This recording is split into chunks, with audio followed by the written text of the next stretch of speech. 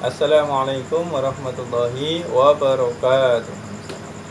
A'udzubillahi minasyaitonirrajim. Bismillahirrahmanirrahim. Alhamdulillahirabbil alamin.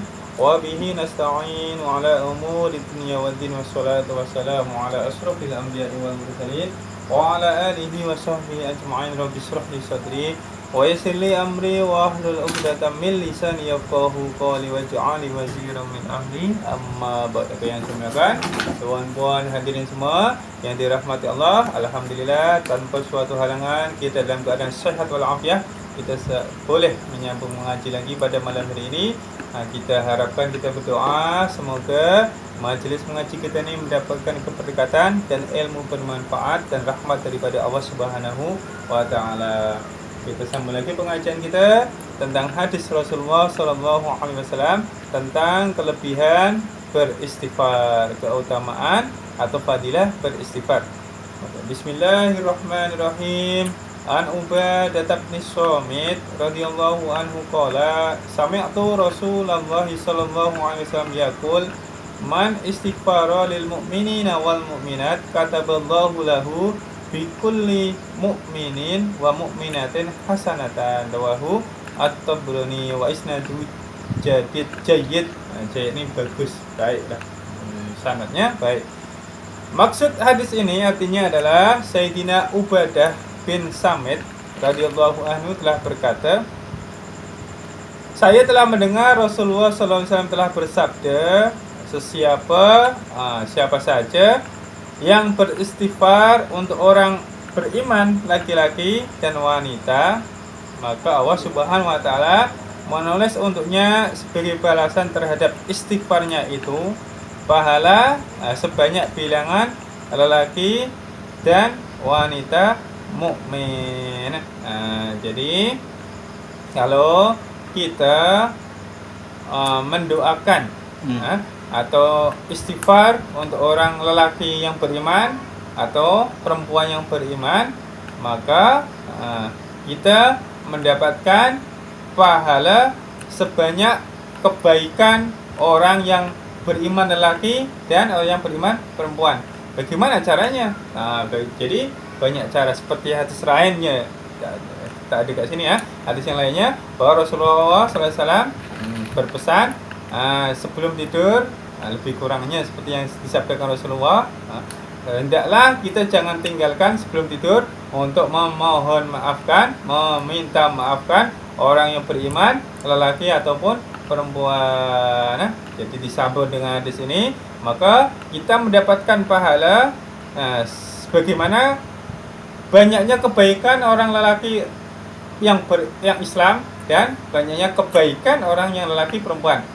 Caranya mungkin salah satunya dengan cara Allahumma fili walil mu'minina wal mu'minat. Itu caranya antara lain ya, yang diajarkan oleh tuan-tuan guru kita. Allahumma fili walil mu'minina wal mu'minat.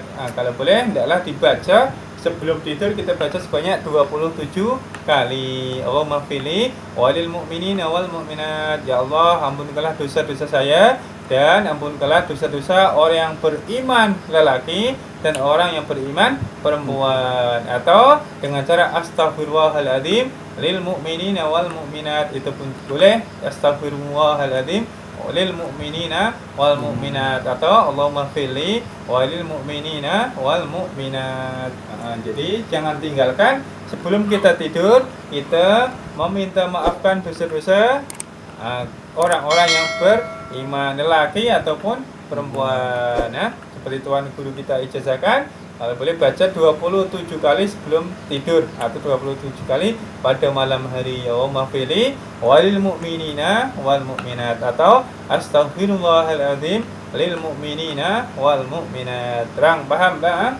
Jangan tinggalkan istighfar untuk orang yang beriman atau lelaki ataupun perempuan. Sebab seperti hadis yang ini yang diceritakan ini, seperti hadis Rasulullah, maka kita akan mendapatkan sebanyak kebaikan orang lelaki yang beriman. Contohnya satu laki-laki ini pahala kebaikannya contoh satu gunung. Sedangkan orang laki-laki yang beriman ini satu dunia ini berapa banyaknya? Cukup bayangkan banyaknya pahala kita. Dan perempuan yang beriman ini dia kebaikannya berapa banyak? Maka kita pun mendapatkan pahala sebanyak kebaikan lelaki perempuan ini dan kebaikan perempuan ini. Luar biasa istighfar ini ya. Oke. Terus kita sambung hadis berikutnya, ini dah terang dah. Bismillahirrahmanirrahim.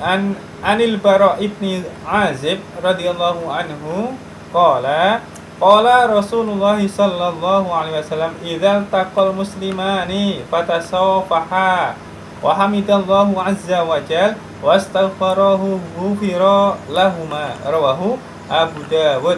Hadis riwayat Imam Abu Dawud. Oke, hadis berikutnya menerangkan bahwa Sayyidina Bara bin Azib radhiyallahu an meriwayatkan bahwa Rasulullah SAW telah bersabda, apabila dua orang Islam berjumpa, saling bertemu, lalu bersalam-salaman dan memuji Allah Subhanahu wa taala, alhamdulillahirabbil alamin, saling bersalaman antara laki dan laki lah, jangan laki dengan perempuan, dengan bini orang dan istri orang jangan ya. Laki dengan lelaki, perempuan dengan perempuan, sama-sama kawan, sesama Islam, lepas itu bersalaman, lepas itu alhamdulillahirabbil alamin, selalunya tanya kabar, lepas itu alhamdulillah, itulah.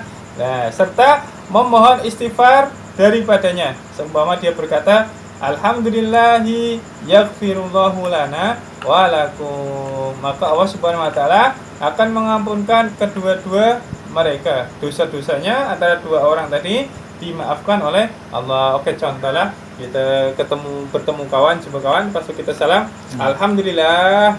Selalu tanya kabar, apa kabar? Alhamdulillah. Itulah dia memuji Tuhan.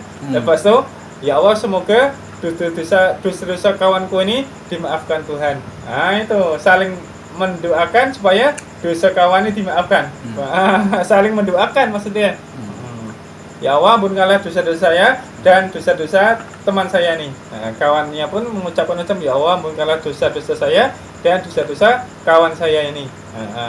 Maka kedua dosa-dosa kedua orang tadi yang bersalaman, saling bertemu sesama Islam nih, laki dengan laki, perempuan dengan perempuan, kedua-dua dosanya akan diampunkan oleh Allah Subhanahu wa taala. Itu caranya ya, supaya dosa cara-cara supaya dosa kita dimaafkan. Kalau bertemu kawan cek, kita salaman, lepas itu tanya kabar, apa kabar? Alhamdulillah, maknanya dah memuji Tuhan. Lepas itu kita berdoa lah, ya Allah, ampunkanlah dosa-dosa saya dan dosa-dosa kawan saya ini. Maka dua orang tadi dosa-dosanya sama dimaafkan oleh Allah Subhanahu wa taala. Oke. Cukup ke nak sambung lagi nih. Sambung lagi ya. Oke, kita sambung lagi.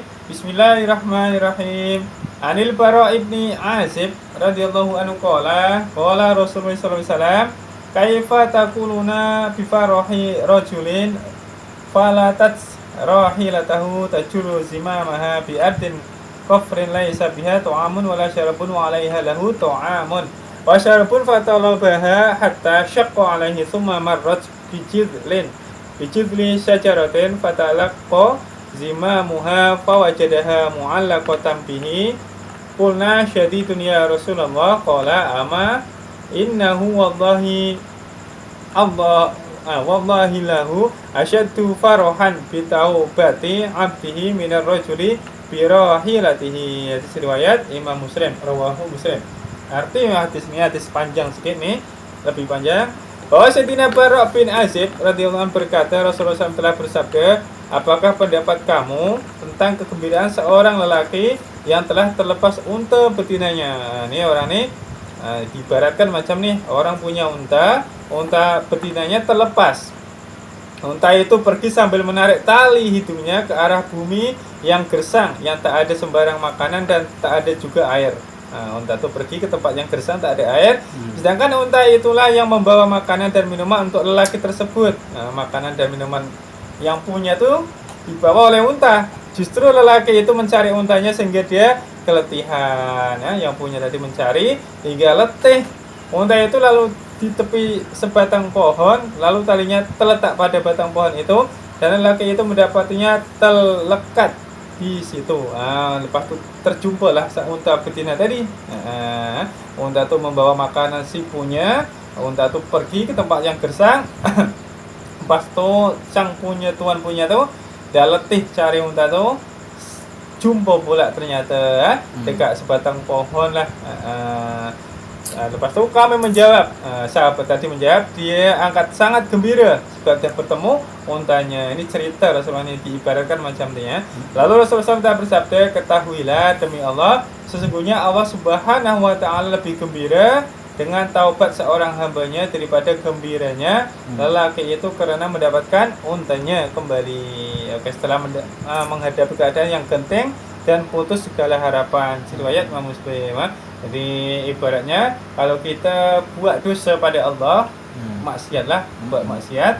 Nah, lepas itu kita bertaubat, ini Allah nih gembira atau suka dengan kita, suka dengan perbuatan kita. Walaupun kita buat maksiat, tapi kita bertaubat, istighfar, menyesal, minta maaf pada Allah, maka ibaratnya seakan-akan contohnya diibaratkan oleh Rasulullah, seorang yang punya unta betina, unta dengan yang punya tuh makanannya tuh ada dekat unta tadi. Unta tuh terlepas pergi dekat tempat yang gersang, panas, ada air. Sang punya tuh mencari, udah susah payah letih. Nah, ternyata jumpa juga kat situ, kat sebatang pohon ada tali itu, kat jumpa kat situ untanya. Maka gembiralah sang punya unta tadi, dah letih, alhamdulillah jumpa unta yang saya cari tadi. Nah, itulah maka seumpama itu Allah ini gembiranya manusia tadi jumpa unta punya dia, Allah ini lebih gembira jika seorang abdi, seorang manusia buat maksiat lepas itu bertaubat, menyesal, minta maaf pada Allah. Itu Allah ini lebih suka, lebih gembira lebih suka dengan orang tadi dengan keadaan nak bertaubat. Oke, paham nih teman-teman? Berbanyaklah istighfar. Apa persoalan? Tak ada ya? Oke, minta maaf. Yang betul semuanya dari Allah, yang silap salah dari kejadian saya. Kama qala Rasulullah SAW. Oke, bila fitafil wal afu minkum. Wassalamualaikum warahmatullahi wabarakatuh.